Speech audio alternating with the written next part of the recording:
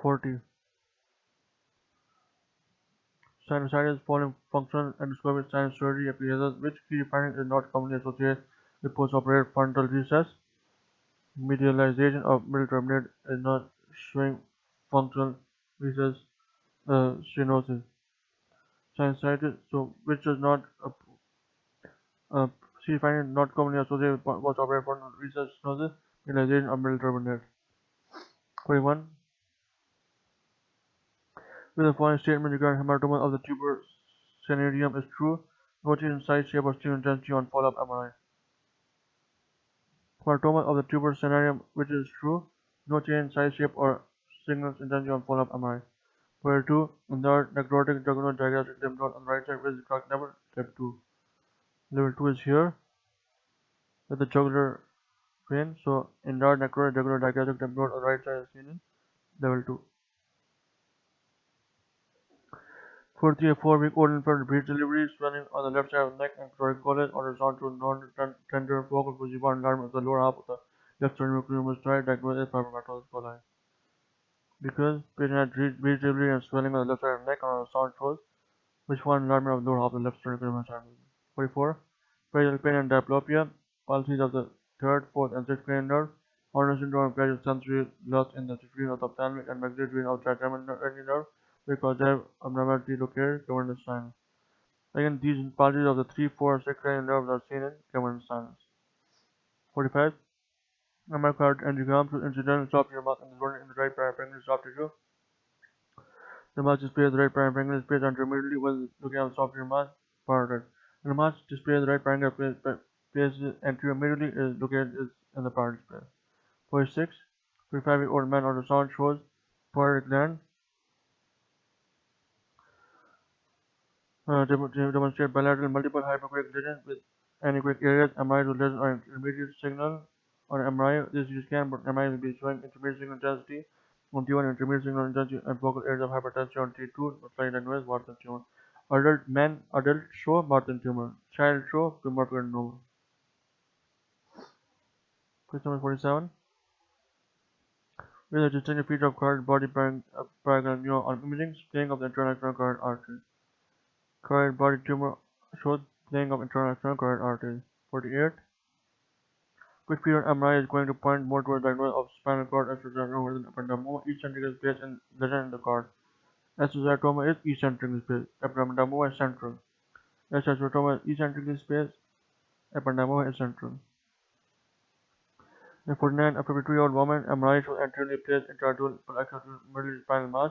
A fairly marked low signal on T1 and T2 and shows on minimal patchy inhibit for the administration and with meningioma. Now, meningioma is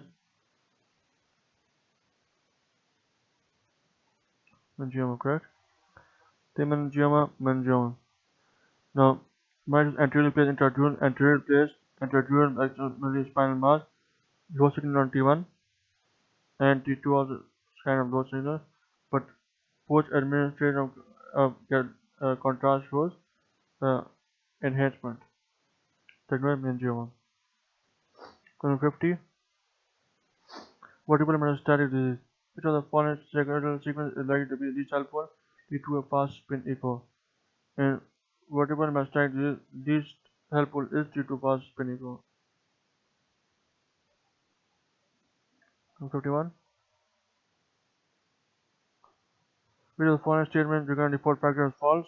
Default fracture by definition refer to fracture involving the maxilla bilaterally wrong. It can involve the maxilla, above the maxilla involve the frontal bone, phlegmatic bone. 52. Following RTA. Tense classification of the phalanx cerebri, midface hyperplasia and pognathism. Multicystic areas are also noted in the mandible. So multiple cystic areas are noted in the mandible, correct?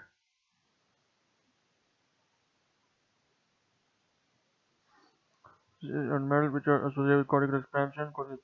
Some of them break through the cortex with molecular abnormality prior to cystic or teratogenic tumor.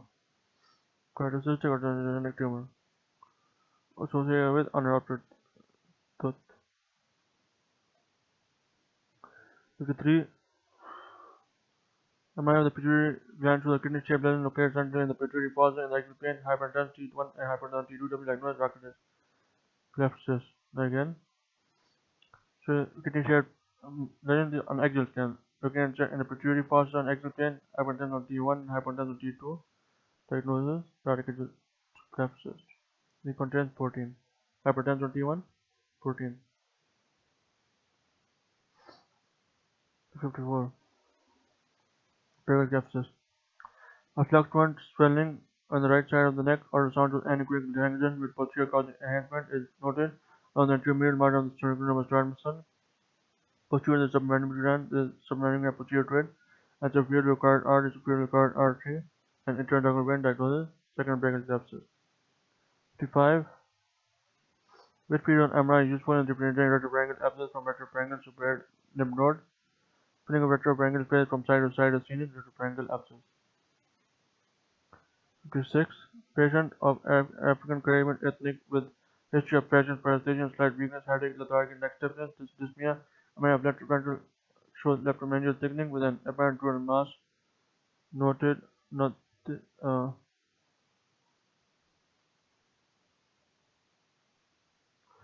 Along with the flash thickening and enhancement noted of the right trigeminal fascial nerve on both frontal T1, MRI to mild meningeal thickening would like diagnosed neurosarcoidosis. And pseudocarditis shows left meningeal thickening and also the mild meningeal thickening.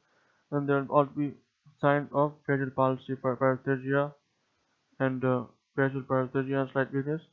Signs of facial palsy, and then thickening and enhancement noted of right trigeminal fascial nerve. So this is pointing towards neurosarcoidosis.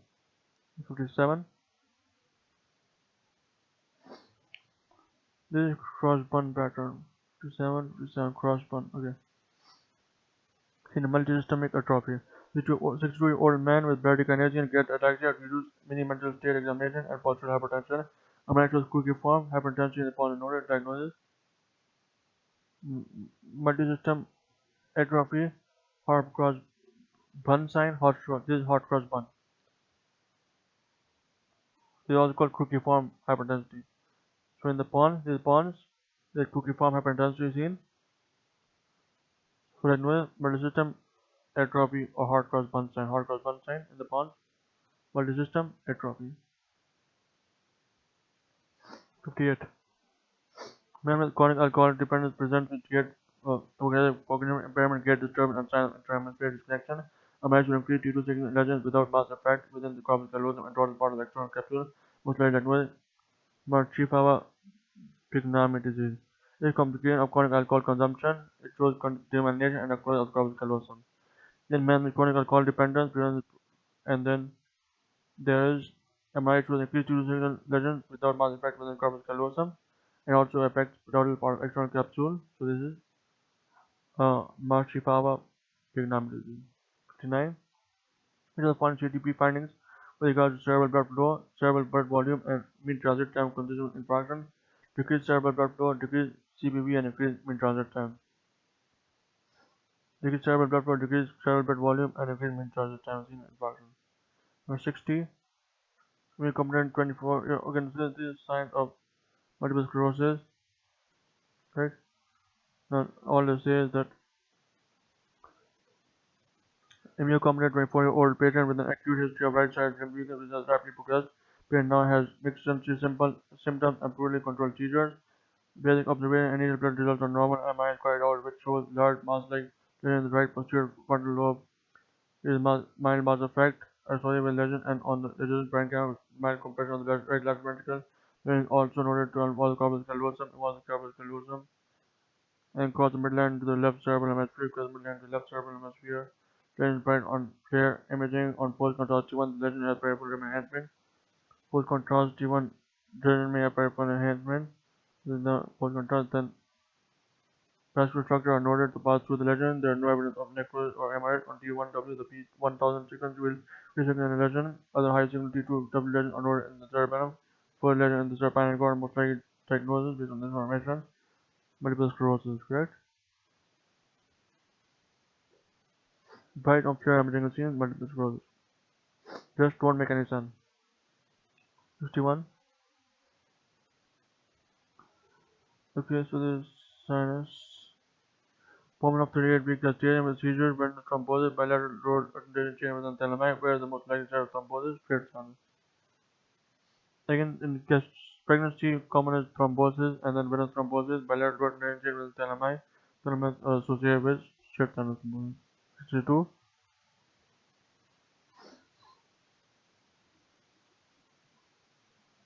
AVM, correct? What finding on catheter angiography differentiates arteriovenous malformation from other vascular lesions of the brain, early venous drainage scene, arteriovenous malformation? Bag of worms sign. 63. Female with headache came in during sexual activity and associated with vomiting. Which feature in the clinical issue is most predictive of subarachnoid hemorrhage associated with vomiting? Headache with vomiting is subarachnoid hemorrhage. 64. Now this is cavernous malformation or cavernoma, correct? Seizure scan shows rounded 2 cm hyperdense lesion within the right temporal lobe. The exhibits calcification, mixed intensity on T1, hyperintensity REM or hyperintensity REM on T2. Respectively, effect is noted on T2 star, that is blooming, GEC imaging, diagnosis, cavernous malformation. Disability effect on T2. 65. Sudden onset headache, suspicious of subarachnoid hemorrhage. CT shows blood in the cistern on the midbrain and into the anterior part of the intrahemispheric fissure. CT angiogram is negative, whereas vice catheter angiography, because extension of intrahemispheric fissure shows arterial hemorrhage, and so we must do catheter angiography. Suspicious of subarachnoid hemorrhage, but then when we did the CT scan, there is blood in the cistern on the midbrain, and it extends into the anterior part of the intrahemispheric fissure, so this shows there is arterial rupture, and we should do next cerebral angiogram, CT angiogram. 66. History of right side weakness. What sequence is most sensitive for diagnosing acute ischemia? DWI. For acute ischemia, we do DWI sequence. Christian Cafe or red spot. What MRI finding would confirm diagnosis NF1 up to nerve glioma. 68. Cystic space within the left frontal lobe horizontal to CSF, causing local mass effect, and there is adjacent enlargement of the left lateral ventricle. Diagnosis for encephalic cyst. This is space within the left frontal lobe horizontal to CSF. Then it causes local mass effect and the adjacent enlargement of the left lateral ventricle. Diagnosis for encephalic cyst. Cystic space is for encephalic cyst. The CT scan shows heavy bilateral symmetrical calcification within the cause iodide, thalami, putamen, and cerebellum, which is just diagnosed of Barrett's disease or pseudohypoparathyroidism.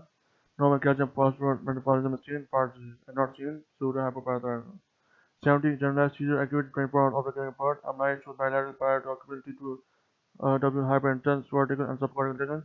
ATC is elevated, similar and noted in the anterior watershed zone. Diagnosis posterior reversible encephalopathy syndrome. It is seen as paracapital due to hyperintense signal in the watershed zone. So, posterior reversible encephalopathy syndrome. 71. Which MRI finding distinguishes aqueductal stenosis from normal pressure satisfied funnel shaped aqueduct? When aqueduct has stenosis, so it becomes funnel shaped. This shows aqueductal stenosis from normal pressure satisfied. 72. Cavum velum interpositum. What distinguishes the CSS space from cavum septum pollutionum and cavum mergae? Cavum velum interpositum does not extend anteriorly to the foramen of Monroe. For 73, which radiology finding in most considered with high-grade lesion, lactate peak on MRI shows high-grade lesion. For which period on MR imaging will be most helpful in indicating that this is a probably large vesicular schwannoma rather than meningioma. Erosion of the adjacent pores acousticus is seen in vestibular schwannoma and not in meningioma. Which feature is suggestive of autoimmune hypophysitis or pituitary adenoma? Loss of posterior pituitary bright spot is seen in autoimmune hypophysitis or pituitary adenoma.